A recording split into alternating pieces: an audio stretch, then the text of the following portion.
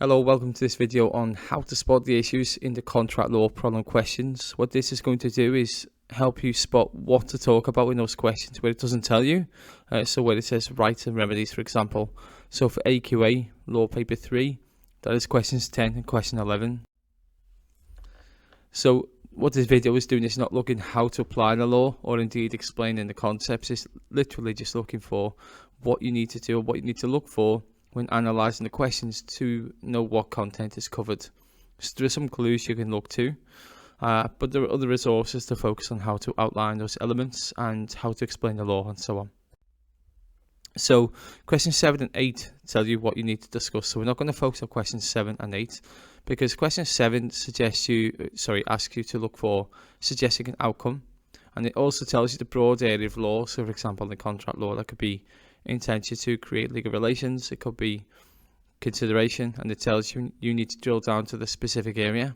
So we're not going to focus on that. Question 8 is that kind of full hit of a problem. So for example, if it is offered acceptance for 10 marks, then it could be in that question 8, or misrepresentation comes up fairly often as well. So the question asks you to advise on liability, and it tells you the broad area again, so you don't need to guess or work out what you need.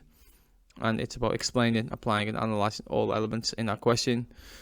So we're not going to focus on those. Question 10 and 11 asks about rights and remedies after a large scenario question. And so you need to work out the issues to be discussed. A good piece of advice is to use the first part of the problem or first 5 minutes of your exam to work through that. So kind of work through question 10, 11, questions 7 and 8. Remembering that only the problem questions only come up once. So if it appears in question 7, it's not going to appear again on the paper. The only exception to this is the multiple choice questions. If it comes up there, it could come up again. So if it comes up in question 7, then you know it's not going to be a problem question 10 and 11.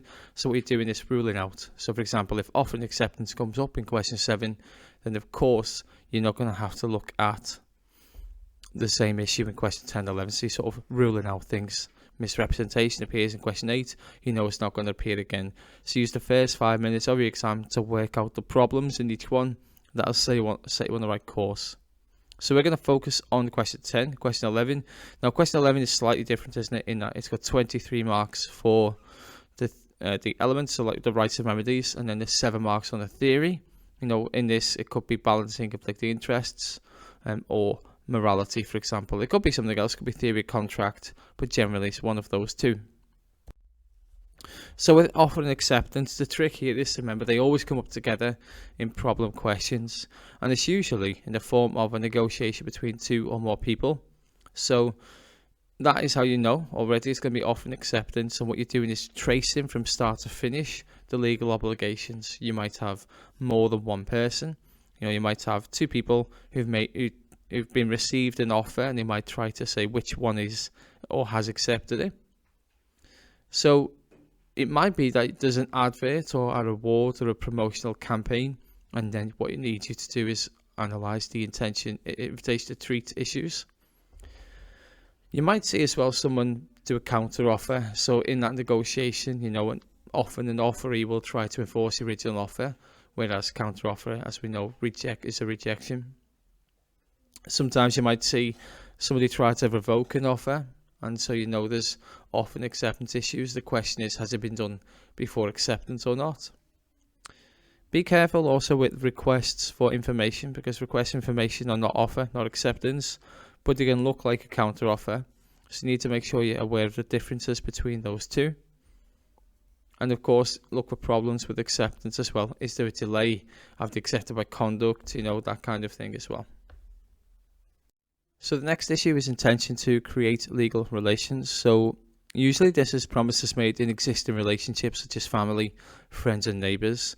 And what we do is look at the rebuttable presumption that there is no intention to create legal relations, or whether it's a halfway house, for example.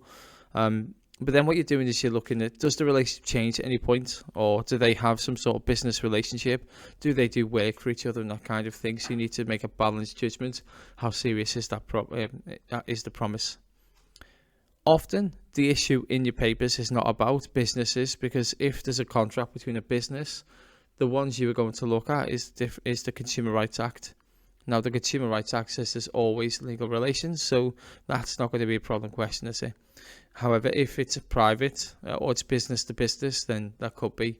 However, that's covered by the Sales of Goods Act, and it's not on the specification, so it's more likely to be family, friends and neighbours, and you just go through the rebuttable presumption for that.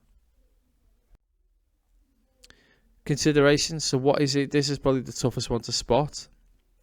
Normally it's when people are making a swap or an exchange of services in a non-consumer context.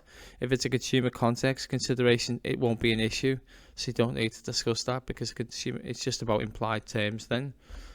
So it is just about in that individual to individual. That's what we're looking to do. Now you've got to look first of all for value. So the thing usually will be not have sufficient value. So or if it has, then of course that's pretty easy to pick out.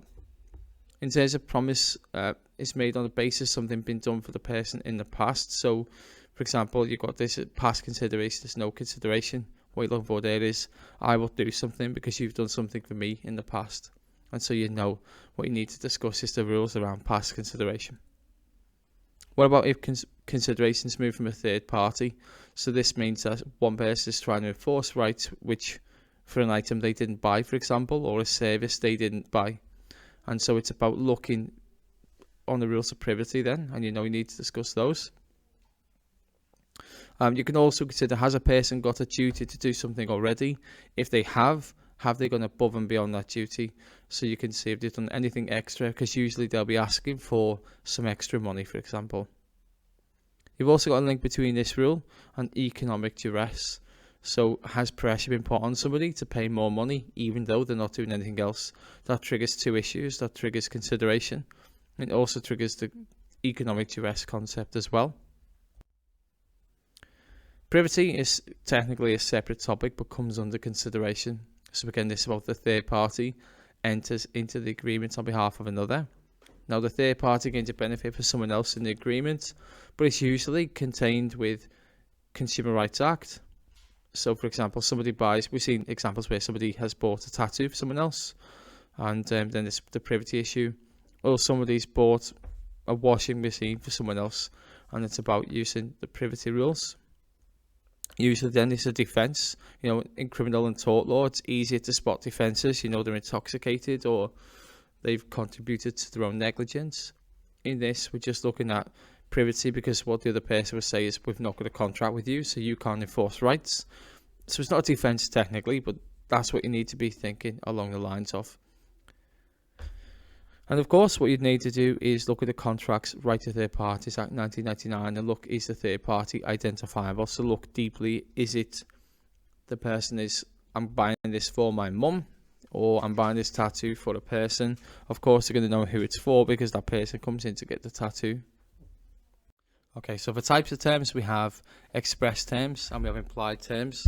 We're just going to quickly look at how to spot express terms. They're really, really easy, but it's about knowing what to do next, isn't it? So usually express terms of things have been agreed and the scenario tells you this person's agreed to do this, but it doesn't necessarily show you the negotiation. That might do.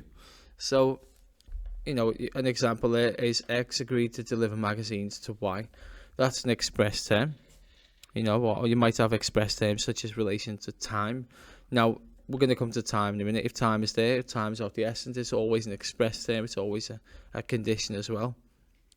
But you've got to look at the express term and whether it's been breached, and you've got to follow that through, haven't you? Right to the end, So you've got an express term. And if it's been breached, you work out what type of term it is and then what are the remedies. Now, the trick as well, we've seen this a couple of times, is sometimes you have express and implied terms through Consumer Rights Act. So you might have, for example, somebody, again, delivering magazines, but it has to be on time. But then that's been an implied term through the Consumer Rights Act, but also an express term because they've said, it needs to be done by a certain time. Or you could imagine that if it's a weekly magazine, it shouldn't be delivered late because then it loses its value. So yeah, we need to make sure express terms, we spot them. But it might also be in a negotiation. So if you spot the negotiation, then you can easily pick out the key terms and then you can take that through to the end. Is there a contract? in that negotiation? Is it offer acceptance? If so, it's an express term, and of course look at the remedies. Usually it'll be, a specific amount. So in terms of types of terms, this is often quite difficult. Essentially what you need to do is think, once you've spotted a term, and these are usually express terms for you, then what you're looking at is how important is that express term to the contract. So if you deliver magazines, would you've had a contract if the magazines weren't delivered? If that's a no, then it's a condition. If they would have had a contract anyway, there's probably a warranty, and in any case you probably should look to use the rules on innominate terms, whereby you only know what term it is when it's been breached. So it's important to establish each of these so you know which remedies are available. Remember, rights and remedies need to be discussed. So how important is the term? That's how we spot whether it's a condition or a warranty. Now, this is probably needs less explanation. Consumer Rights Act. Now, this either comes up together or comes up separately, but usually both are on the paper. So the thing to spot is then it's not a negotiation between individuals, but instead it's going to be about traders and consumers. So one person is an individual, one person is a business, or one kind of party belongs to a business or something, or runs a business. So we need to make sure then trade and consumer, you identify those. Once you've identified them, the next thing you need to do is think, is this contract for goods? As in, are they buying something? And then in which we outline the rules section 9, 10 and 11. Or is it for services? If it's for a service, then you've got section 49 and 52 to apply. So how are you spotting that in the problem? Well, somebody buys something from a store or business, or a person running a business, or somebody hires a service or gets something done from a business, like we said, tattoos, gardens, and so on.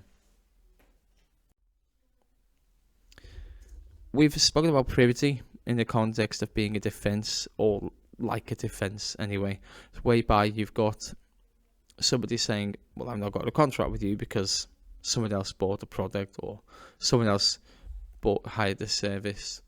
Well, another one is going to be exclusion or limitation clauses, because of course what you're going to do there is one party inserts a term that tries to restrict or remove liability. So you need to look at the problem in question.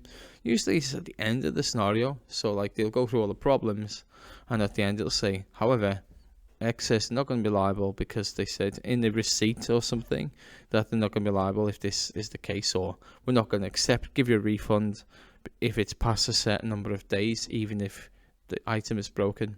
And it's usually a little sentence at the end, so make sure you read it carefully. Try to spot these before you go ahead and look at answering the question. Now, of course, the thing you need to do is consider, is the term incorporated? So is it part of the contract? And it's usually a signed document, but if it's not a signed document, there's rules for that too. Make sure there is notice given. Consider as well, is it unclear? Now, usually it won't be. If it's clear, there is no issue, so you don't need to think about how it's interpreted. But you definitely need to think about if it's valid. So, of course, consider the exclusion clause. It's usually in your exams in the context of the Consumer Rights Act. So it's usually, we're not going to give you the money back because it's after a certain date, or we said we're not going to be liable for problems for this service. So you've got section 31, 57 and 65 of the Consumer Rights Act, which essentially say that none of those rights can be restricted. So your answer is mostly going to be that the limitation or exclusion clause is invalid. But of course, you get the marks working out, don't you? So this is how to spot it. There's usually a sentence in there that says, we're not going to be liable because. Next up, we've got misrepresentation. So this is hard to spot because what this does is looks like a negotiation. But instead of trying to spot out whether there is a contract in terms of during the negotiation, when has that contract happened, rather, what you've got is the reason for the contract being formed is wrong. So what the clue is, something at the end says this wasn't true, or it turned out to be worthless, or turned out to be worth less. So someone's entered into a contract based on some false information and suffered some losses. and there's usually a statement in that negotiation if it looks like a negotiation, so be careful there. But the reason is wrong. So distinguish this from breach as well, because the language will be such as like cancel the contract. We wish to cancel the contract based on the false information. And the effect is the whole contract is to be cancelled or rescinded. So misrepresentation is where there's a lie or somebody didn't check the truth of a statement. Economic duress, dead simple, we've mentioned this already, but this really relates to consideration. So if somebody has a duty to do something, that is partly consideration. Now they may say, like one of the rules of consideration is, one of the exceptions to that rule is if they go above and beyond, they can then claim extra money.